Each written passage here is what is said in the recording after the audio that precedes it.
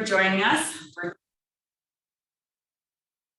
Good afternoon. Thank you for joining us virtually or in person for this afternoon's colloquium to the Center for Southeast Asian Studies at the University of Hawaii. It is our great pleasure to honor Dr. Sotheavin Nhim from Sophia University. And I wanted to tell you a little bit about him before we begin our talk. Sophia Nhim has been at Sophia University for nearly 15 years, and he's been a research associate, he's been a lecturer, and he's a researcher there now. What distinguishes him, besides the fact that he's an archaeologist like we are, is that he was from the third generation of graduates from the Royal University of Fine Arts archaeology program in the 1990s. He graduated with a degree in 1996, and then went to Sophia University, worked closely with them in the Angkor part for many, many years. He got his MA in 2002 and his PhD in 2014. What also distinguishes him, besides his interest in archaeology and his very long-standing relationship with Dr. Yoshiaki Ishizawa, is that he is one of the very few researchers working on what we call the post-Angkorian or Middle Khmer period. And it's our great fortune that he could come join us today. He'll talk with us about Cambodia and the maritime world in the post-Angkorian period from the 14th through 18th centuries. Please join me in welcoming Dr. Sophia Nhim. And thank you very much. You're very welcome. Thank you very much. Take one moment. Okay. Yes. Yes. And thank you very much, Drew, again. Before proceeding, I would like to begin by expressing my deep gratitude to Professor Miriam Stark for kindly granting me this opportunity to give a talk today. And I'm also grateful to Dr. Happy Paul for his assistance with my travel to Hawaii and my talks today. And I thank for support for the guests through annual conference, travel grant, and University of Hawaii Center for Southeast Asia for supporting my travel and participation in the AAS annual conference. Okay, so my talk today, as you see on screen, concerns Cambodia and the maritime world in the post-Angkorian period from the 14th to 18th century. And I would like to note that here that researchers have used a variety of the term to refer to the period between the 14th to the 19th century. For instance, they refer to it as the post-Angkorian period, the middle period, and recently certain researchers have begun to use the term early modern period. But for my talk today, I prefer to use both the post-Angkorian period and the middle period. And the term middle period refers to the adoption of the Theravada Buddhism in the 14th century. And actually, my research focused on understanding Cambodian history and society during the post-Angkorian period by comparing the local sources such as the Cambodian Chronicle and inscription with the external sources such as the Chinese Chronicle, European record, Chinese sources, and the Japanese sources, and also with archaeological data. So my talk today deals with the issue of trade relation between Cambodian and foreign nations during the so-called dark period, dark age. Sorry. So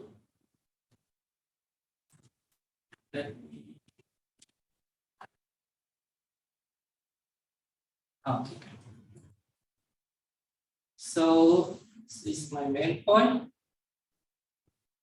So researchers have attempted to provide hypotheses with regard to the shifting of the royal capital from Angkor to the south in the 15th century due to the decline of Angkor. I should note that the decline of Angkor was caused by several factors and not just one. And among the many possible factors for the decline, we have, for example, the following: the adoption of Theravada Buddhism, which penetrated Khmer society from the 14th century, but which in the long run came to conflict the major in a critical way on the basic foundation of the Angkor Empire. Recent research suggests that the decline was due to the climate change, which led to the collapse of the complex irrigation system. That is to say, the economy of the Angkor Empire, which so far have been based on the agriculture, began to fail. And both political and the economic power of the Khmer had become weakened. And another recent study suggests that it was due to the decrease in population after the 14th century. But more popular reason suggested is the frequent invasion by Sham, Ayutthaya from the 14th to the 15th century. And there are another reason for the decline as well. So my intent is to view the situation in the regional context. That is to say, the royal capital shifted due to the fact that the Mekong and the Lesa corridor were more convenient place to access other rivers and ports, and to seek opportunity to trade for trade with China and involvement in the international maritime trade. So for this talk, I refer to use the Chinese sources, Min Shilu, and the Japanese source in the the Japanese source to shed the light on the period between the 14th and 17th century. Then I use the, as you see here, I will detail later, like a chain letter between Khmer ruler and Japanese shogunate, Japanese settlement in Cambodia, Japanese inscription at Angkor Wat, or the known map of Angkor Wat, and also the I use the recent archaeological research in Angkor to provide evidence of the continue to survive in Angkor. Continue of people living there, and the trade settlement here continue to survive in Angkor even after the political collapse. So here, this map, this is a map of the mainland Southeast Asia, Cambodia, and mainland Southeast Asia. I would like to show the map of Cambodia and mainland Southeast Asia because my talk concentrates on the location of Angkor and Cambodia capital of the post-Angkorian period. So, in a regional context, the decline of Angkor and the capital shift from Mongol or Yuan dynasty to Ming dynasty, And at the beginning of the Ming dynasty, some old system were revised by Ming court, such as the I confused about this.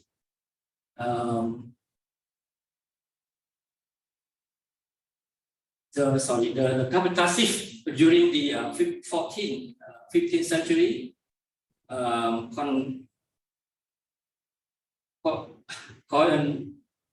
coincide with the major event in China that impact the maritime connection.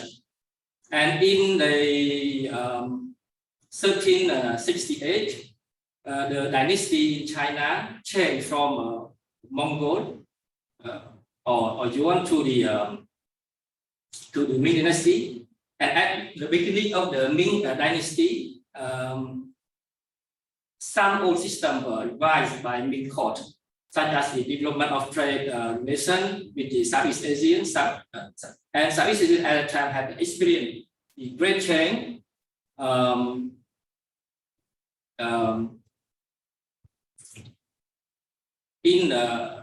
great change at the time that has experienced great change in its political and the economic situation.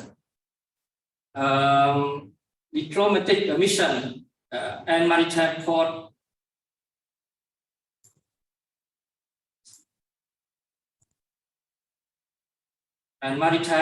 between China and Southeast Asia were more active than previous century. And the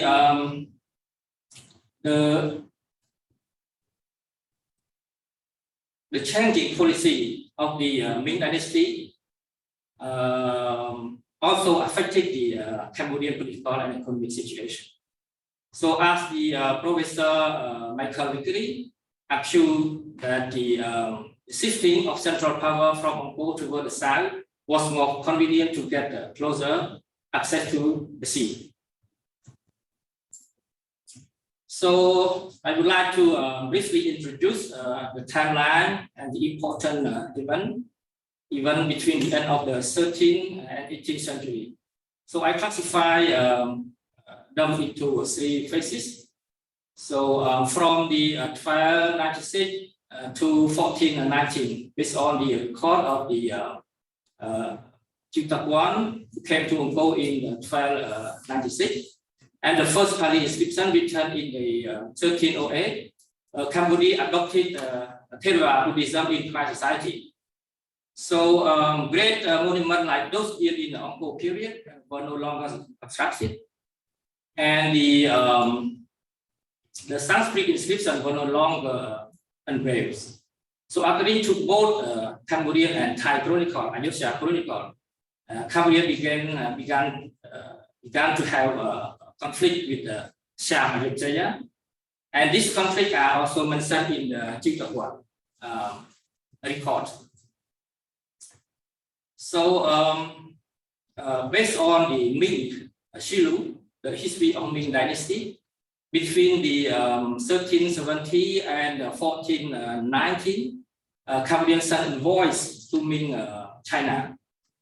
So the name of the 3 kings, 3 Khmer kings are mentioned, and of the 3 kings, one is confirmed in the Cambodian chronicle. His name, the king name is Punyayat, who moved the capital from Angkor to the south, to the Basan, or we call it Saisanto. And between 1420 to 1545, so it is very difficult to reconstruct the history.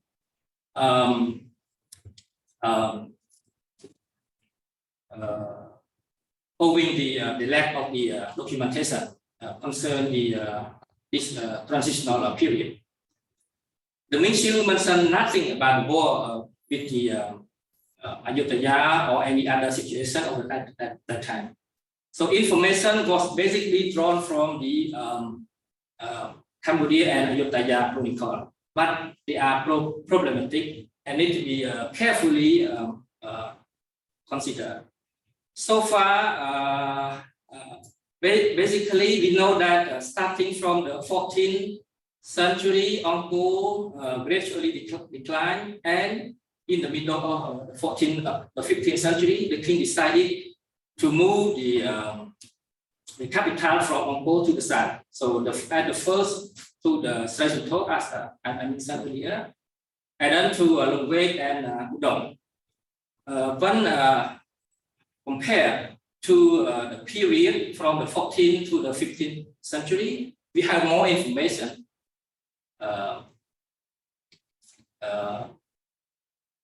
concerning the situation in Cambodia from the middle of the 16th century. For example, from the 1546, Khmer inscriptions reappeared at Angkor, and especially at Angkor, and there are European and Japanese sources that can be compared with and supplemented by the Cambodian Chronicle. So this is the local source. I would like to briefly introduce the Cambodian primary source, the inscription of the middle period, and we call Pung Savana or the Cambodian Chronicle. So compared to the Chronicle, inscription provide more exact date and accurate content. However, there are very few inscriptions of the middle period. Describe of the middle period, and most of the inscription in the middle period describe the merit of the Buddhist belief, and they never mention anything about the dispute with the neighboring country or other issue like the trade relation and so on. So it may be said that the most of the inscription had the same purpose of desiring to gain merit. Until recently, for the reconstruction of the Cambodian history, Cambodian history and or chronological history of this period, we basically use the primary text of Cambodian Chronicle. They written during the 18th and 20th century.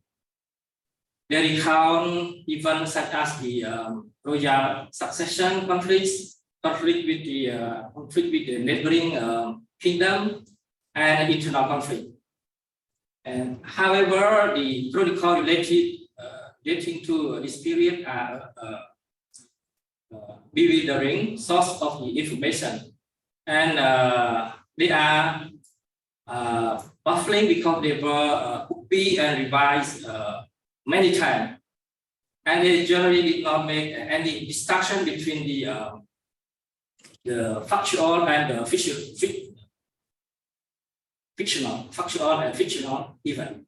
So in some cases, the name of king, titles, and dates are often, because they do not agree with the inscription, and they seem to be lacking source evidence. So far, it has been necessary to have them compare with the external sources. And the period from the middle of the 14th century to the middle of the 16th century is almost a blank.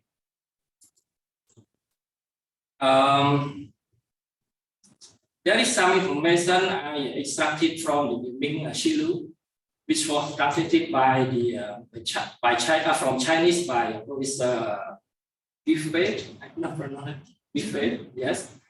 And his translation, Professor Webb found the name of Cambodia, but in the written in the document written as the Jela, the name of the Chinese called the name for Cambodia. So he listed 45 times in the Ming Shilu between the 1370 to 1536. And yet, only 17 entries involved diplomatic envoy carrying local product from from Cambodian, as for example, aromatic, sorry, I forgot to pronounce it, aromatic woods, beeswax, pepper, elephants, ivory, horse, and so on. And what returned from the mid-court were products such as the calendar, paper money, porcelain, textile, etc.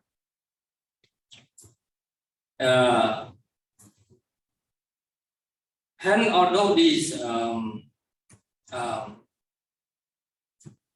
the political power of Angkor eventually collapsed during the 14th to 18th century, yet compared to a previous century, there was a remarkable increase in contact between Cambodia and China, with reference to the diplomatic and trade relationships. So since local source grew in the trade and the reference from sources of a neighboring country are very little used. So far, Chinese source silu have been found beneficial and can be used to fill in the missing part of the history of this period. And I hope that the recent archaeological research project in Siem Angkor that is linked to issue of interest in this period and which has been conducted by Dr. Hedipon team will be of help in the unraveling the truth of this obscure period. So if we can call you Dr. Hedipon, the team, what is called the name of your team? Oh, the post-Angkorian archaeology. Okay. I hope that will help to fill this obscure period. So I just would like to show the map of the capital city of the Cambodia in the Angkorian period. So here is the Sraisato, and then in the circle of the red circle is the Lubek and Oudong.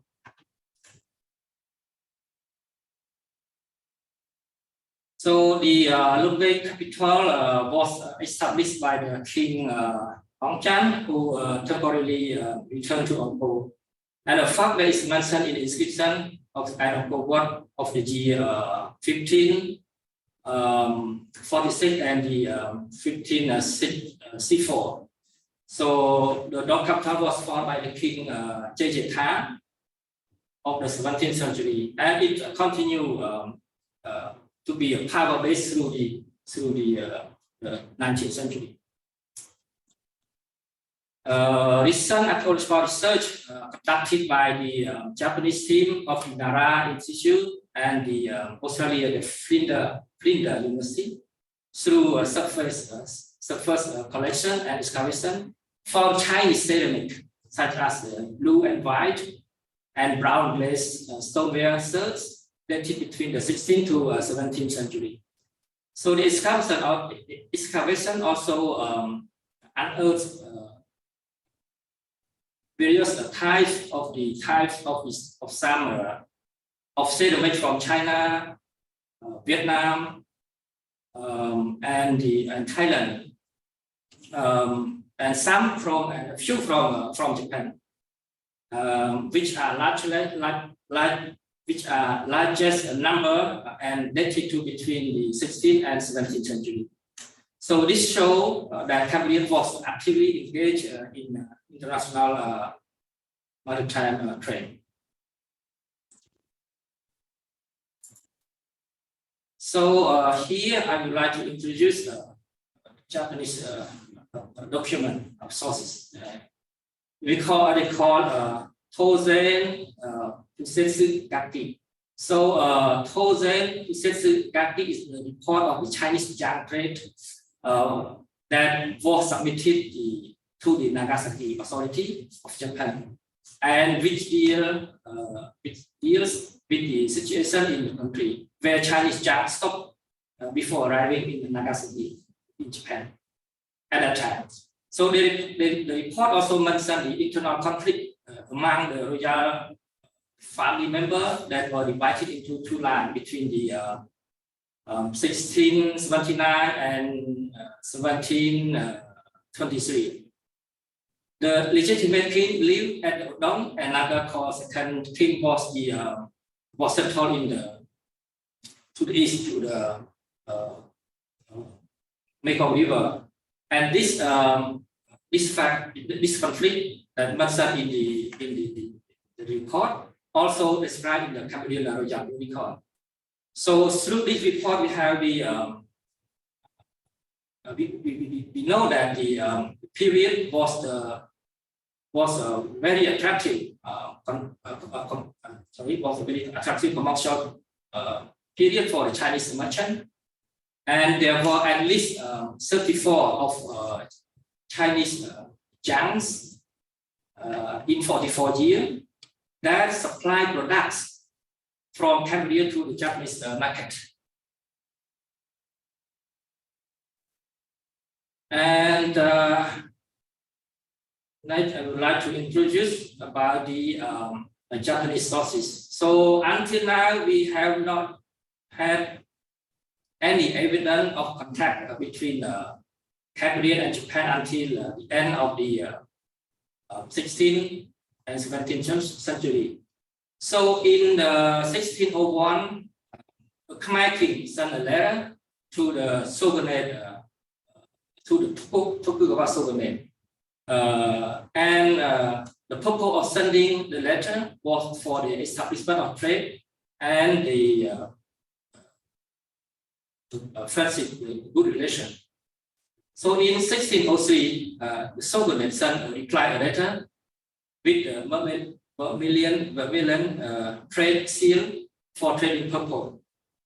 The shogunate also issued they call in Japanese shu in sen.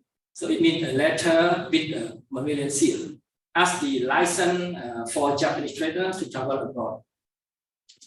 So according to Professor Ivao Seiji, who studied about the Japanese town in Southeast Asia, the ship carried as more than 10,000 Japanese merchants, not less than samurai, Christian, and their family member to 19 destinations in Southeast Asian country between the 1600 and 1635. And in his study, Ivao estimated the number of Japanese residents and is of the view that around 1,500 Japanese live in Ayutthaya, 300 live in Cochin, China, and over 350 reside in Cambodia. So since the number of residents increased and were accepted by the local authority, they established we call a Nihonmachi, or the Japanese town. So in Cambodia, there were two Japanese towns, one in Phnom Penh and another one in near the 17th century, the capital of Cambodia, Oudong. So Japanese town were created for mutual assistance, security, cooperation, and support for the trading activity. Also, the establishment of the towns was not only for Japanese residents, but also for trade purposes, as they enable local authority to easily control trade and collect import and export tax. So this photograph of a church was taken by the Shimizu Junjo, Professor Shimizu Junzo, in the 1960 when he conducted his research on the Japanese inscription of Buddha. And when he went to Penyelu, so the church was destroyed maybe during the conflict in Cambodia in the 1970s. So based on the archaeological excavation conducted by the Nara Institute, the Japanese researcher suggested that the church was probably built during the French Church period in Cambodia. So they have not yet found any evidence of the 17th century church, and that is mentioned in the European record, in the Dutch record. So unlike other Japanese settlement in Vietnam, Ayutthaya, and the Philippines, Dara Institute team found only few fragments of Japanese ceramic in the 17th century. So this is the map. I just wanted to show the location of the Japanese towns in Phnom Penh and Banteay.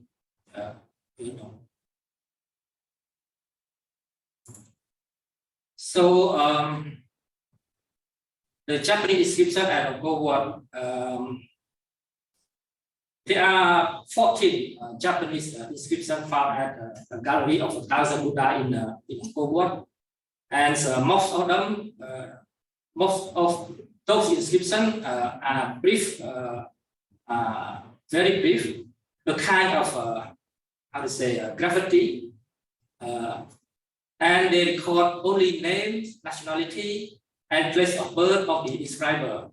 So according to the Shimizu Junzo study on the inscription, Japanese visited Angkor at least four times during between the 1612 to 1632, and this period corresponds to the time when Shu Insen, the trade of the ship with the Vermilion seal, actively operated. So from 1601 to the start of the Japanese era of the isolation in 1635. So of the 14 inscriptions, the famous one was written here. You can see it here on the screen. Was written in 1632 by Morimoto Ukongdayu from Nagasaki. So this inscription mainly describes the purpose of a Buddhist practice in performing good marriage, good deed. In the description, he mentioned that he brought 4 Buddha statues to worship at Angkor, and that they were dedicated to the soul of his parent, of his mother and his fathers. So in Professor Isizawa study on the oldest illustrated plan of Angkor, which was published in 2015. It is suggested that the Japanese who visit Angkor were guest, he called a guest merchant, who conduct their own activity, and they were not engaged in, and because they were not engaged with the trading activity at the ship, they were able to find time to visit Angkor before the ship sail again. So at the left side, with the left side of you, is the oldest illustrated plan of Angkor, and it is believed this drawing is could be made by the Fujiwara Tadayoshi in 1715, and of a plan drawn by the interpreter Shimano Kenjo from Nagasaki, who visited Cambodia on that ship on a mission of the shogunate of Tokugawa Ieyasu in the 17th century. So this is, I would like to just show a map of the Angkor and Banteay Kdei that I would like to introduce a little bit about our activity of research at Banteay Kdei by Sophia University. So our center was founded by Professor Isizawa. You see, I think Isizawa of Sophia University Tokyo. Under his leadership, a Japanese team has been conducting archaeological research at Banteay Kdei Temple since 1991. And currently, the research program at Banteay Kdei is led by the see the lower part of the photo, Professor Marui Masako of the Sophia University. The main purpose of our project is to understand the chronology of the temple and its construction process, provide a training program for the student of the young fine art, conduct the cultural heritage program for people and villagers who live in the Angkor vicinity. And we also annually publish reports, articles, and books related to our research in Angkor. So through our research at Banteay Kdei, Banteay Kdei Temple was built by the King Jayavarman VII in the late 12th century, and it came to higher Buddhism. Through our archaeological investigation, our team discovered that Banteay Kdei consisted several historical phases and cultural layers in its construction and occupation. So, as you can see in the upper part, the right hand, the left hand of upper part, as you can see the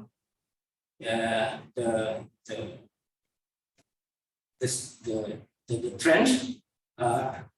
This is in 2001. Our team unearthed 274 Buddha statues that confirm a religious movement, a public reaction that arose in the middle of the 13th century during the reign of the King Jayavarman VIII. So it represents evidence of the continuity of the occupation in the surrounding area after the 12th century. So here I would like to introduce our excavation at the so-called Buddhist terrace in Banteay Kdei Temple compound from the 1995 to 1996 and in 2019. Theravada Buddhist, you may know, researcher already know about that. Theravada Buddhist monastery began to be constructed from the end of the 13th century in Angkor temple complex, and especially in Angkor Thom, and within the Mahayana Buddhist temple of the Jayavarman VII. So we are not sure of the exact date of the monastery at Banteay Kdei, but it was probably constructed between the 15th to 16th centuries. The map of Banteay Kdei, which is you can see at the left side of the upper part. The map of Banteay Kdei, which was drawn by the French explorer,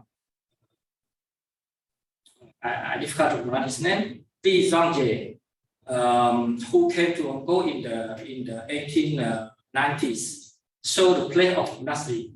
And he mentioned the fact that the monk prayed before a Buddhist statue on the terrace, and they stay in the hut nearby. And you can see the red in square red is a Buddhist monastery.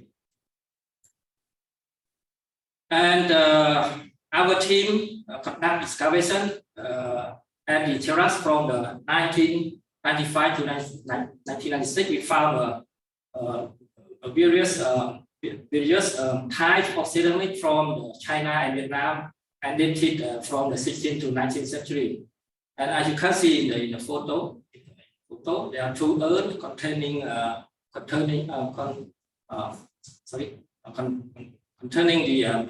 cremated bone and ash, are Chinese ceramic dated to 16th and 17th centuries. So in the middle period, villager brought probably villager nearby brought the family urn for burial at the Buddhist monastery, and this tradition has continued until the present day. So our excavation conducted in 2019, we found some burial urn having cremated bone and ash and some bottle that were constantly placed nearby the potteries and bowls. The villager who live near the Banteay Kdei Temple told us that the earth were buried by the villager in the 1980s during the war in Cambodian conflict. So the right hand of your right hand, you can see the old lady. So the old lady of 84, she is 85 years old. So we interviewed her, and she told us that her uncle was to be a monk at the monastery at Banteay Kdei. And during a period between the 1910s and 1920s, the French asked her uncle to move to Angkor. Because the conservation work, French conservator asked her uncle to move from Banteay Kdei to the Angkor pagoda. So they prohibited people from living in the temple at the time, after I think around 1920s. And the practice of earth burial resumed again, as I mentioned earlier, in the 1980s. So, but it was again prohibited in the 1990s by the conservation management. So here I just would like to introduce a little bit by the recent archaeological research in Angkor by Apsara Authority. So I would like to first one, in 2005, they excavated Chinese and Japanese ceramic dated to between the 15th and 19th century, and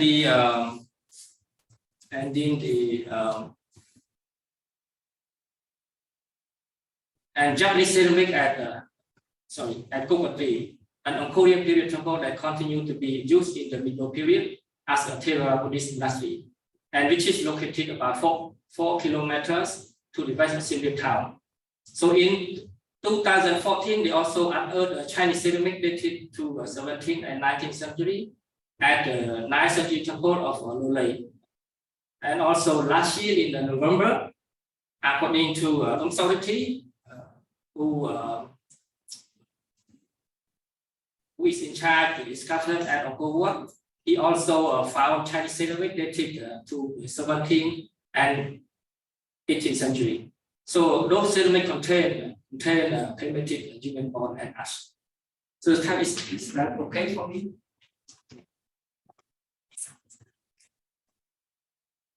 So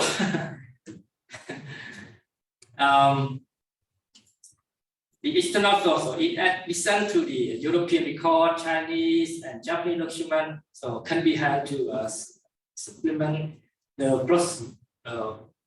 paucity of the local documents in reconstructing Cambodian history in the post-Angkorian period. Chinese record of the 14th to 15th century, Japanese document of the 17th century, and archaeological findings show that Cambodia was actively engaged in international maritime trade in the post-Angkorian period. So although Cambodia was not significant and attractive for foreign trade as neighboring countries like Siam, Thailand, and Muan and Vietnam, Cambodia remained a major competitor to the emerging Ayutthaya and Muan Vietnam. So can say that Cambodia was capable of becoming a rival, and it has been survived until the present day.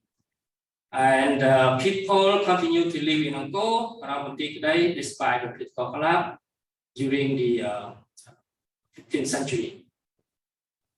So here is just to show you the reference. So I think we have all more time.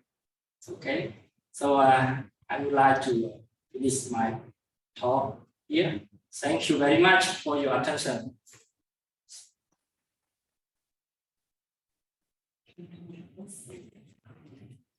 Okay, Thank you very much. Actually, Dr. Nhim thinks he's done, but he's not. We have questions. Okay. And we have 3 questions. Oh, we may have more coming.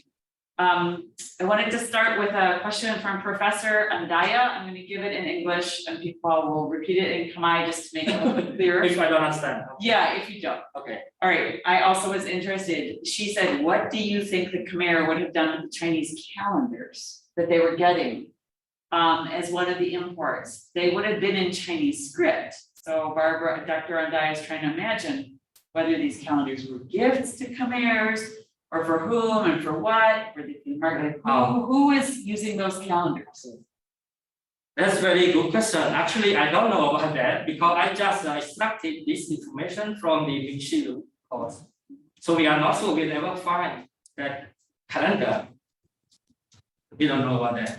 The calendar in the Ming usually when the Ming study, they try to expand their rhetoric. Is that the Ming control everything? So they hand over traders from Southeast Asia and court calendars. So polities of Southeast Asia can send their representative during different court rituals. Oh, are you saying That's tribute. have you seen any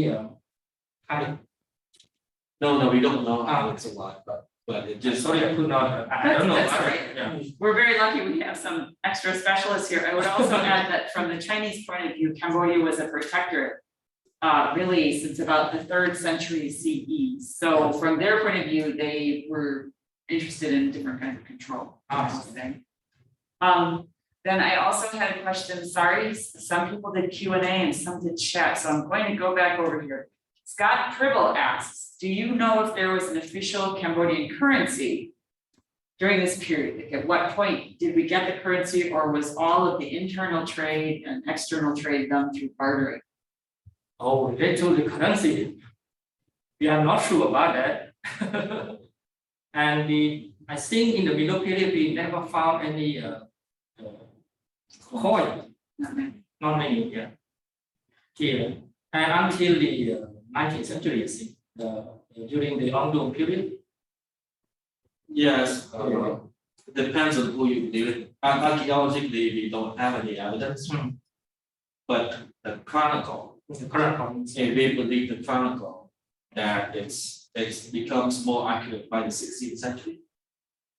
They said that the usurper During the fourth period, invented the first currency. we never found any coin during the 16th or 17th century. Right, I have to add something, even though I'm not a No. I'm not a post-Angkorian specialist, but Southeast Asians were very fond of coins. So even in the Angkor Agayo area, we have evidence, which I just saw recently, of imprints of coins made in gold that were made into pendants. So we have found coins, but we don't have clear evidence of them as internal currency. Not like Java, which is maybe what you're thinking of, where you have it by, I think, the 11th century, Jan was Christensen. Okay, Garrett Cam is asking, do you make any distinctions between contacts with Japan and the independent kingdom of Okinawa, Liu Tu, during this time, so during this middle period? Oh, in the Ming record, they also mentioned the some from Okinawa brought the products to the Ming court also.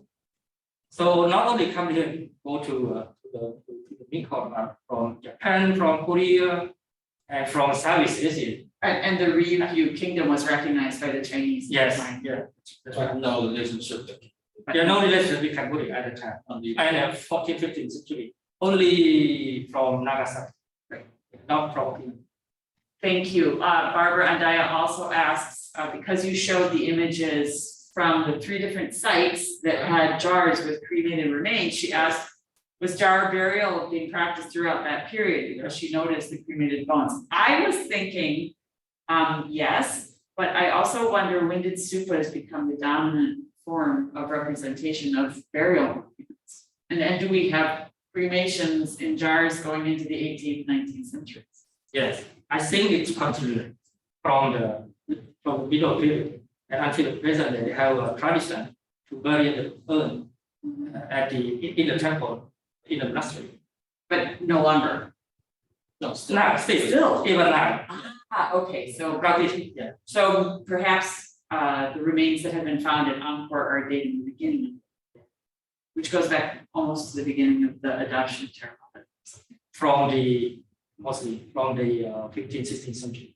Although I also Really have to point out, in other Yeah. parts of Southeast Asia, we also have jar burials much earlier, but not cremations. Cremations are later. Yeah. Martin, hello Martin Polkinghorn. Thank you, Dr. Nhim, for a comprehensive and fascinating talk. It is terrific that scholars are finally focusing on this period in Cambodian history. My question, although there is contrary evidence and material culture, a commonly held belief is that international trade with Angkor was limited. From your reading of the chronicles, Chinese and Japanese records, do you think the Angkorian and post-Angkorian elite had administrative or legislative structures in place to capitalize or tax the trade that started in the Age of Commerce? Oh. So did Cambodia have its own bureaucracy to manage the trade? Do we have any evidence? So we don't any evidence, but in the 17th century, during the King Jejeta, the king created the this was studied by the Michaelian. So they created a lot of law at that time, but I'm not sure about that. They have from the 17th century, and the I'm not sure about the tax. But as I mentioned in the IBAO study about the Japanese town in Southeast Asia, through the Dutch records, Dutch sources, mentioned that the town was not only for the resident, but also for local government control the income and the tax, also the export and import tax. So even if the Japanese ethnic, if the enclave was managing trade, that Japanese enclave was taxed by the Cambodian government. Is that what you're saying? Yeah, based on the study of Yeah. That's as good as we can get, Martin. I'm not. Is that okay? Any other questions, folks? This is great. Well, all right, then I think we best say thank you very much. We're really honored to have you here and so glad to meet you after all these years. Thank you very much. Thank you for everyone for coming to this webinar. We hope we can see you in person. Thank you very much. All right, bye-bye.